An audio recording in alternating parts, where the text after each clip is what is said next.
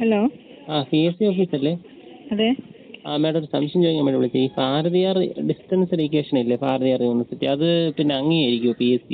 UGC അംഗീകൃതമായിട്ടുള്ളതെല്ലാം ഞങ്ങൾ അംഗീകരിക്കും. അങ്ങനെയാണ്. ഇപ്പം സുപ്രീം കോടതി കേസിലാണ് ഭാരതിയാർ. കേസ് നടന്നുകൊണ്ടിരിക്കുന്നത്. അപ്പോൾ ഈ സാഹചര്യത്തിൽ ലിസ്റ്റ് ചെയ്യുന്ന വിഷയം വരുമോ?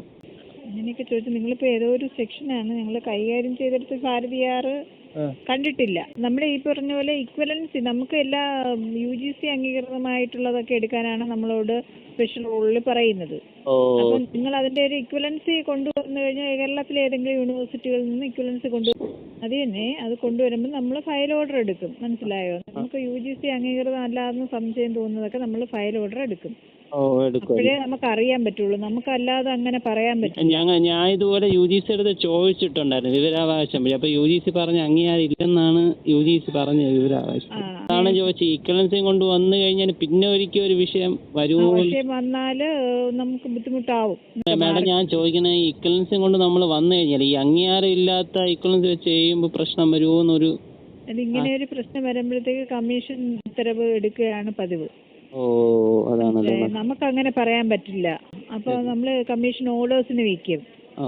അതുകൊണ്ടാണ് ഞങ്ങൾ അങ്ങനെ വ്യക്തമായിട്ട് നമുക്ക് പറയാൻ പറ്റില്ലല്ലോ. നമുക്കിതാണ് UGC അംഗീകൃതമായിരിക്കണം. അത് ഞങ്ങൾ നോക്കും. അതാണ് ഇമ്പോർട്ടന്റ് അല്ലേ മാഡം? അതെ അതെ.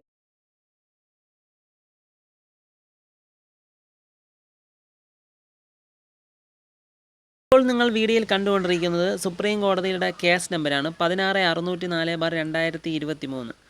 അതിൽ റെസ്പോണ്ടൻസ് ആയിട്ട് വരുന്ന യൂണിവേഴ്സിറ്റികളും ഇൻസ്റ്റിറ്റ്യൂട്ടുകളാണ് ഈ വീഡിയോയിൽ കാണിച്ചുകൊണ്ടിരിക്കുന്നത്.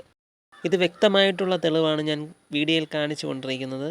ഇതിൽ Annamalai University, Bharathiar University, Periyar University, Bharathidasan University, Madras University, മറ്റ് യൂണിവേഴ്സിറ്റികളും ഇൻസ്റ്റിറ്റ്യൂട്ടുകളും സുപ്രീം കോടതി വെബ്സൈറ്റിൽ വ്യക്തമായിട്ട് ലിസ്റ്റ് ചെയ്യപ്പെട്ടിട്ടുണ്ട്.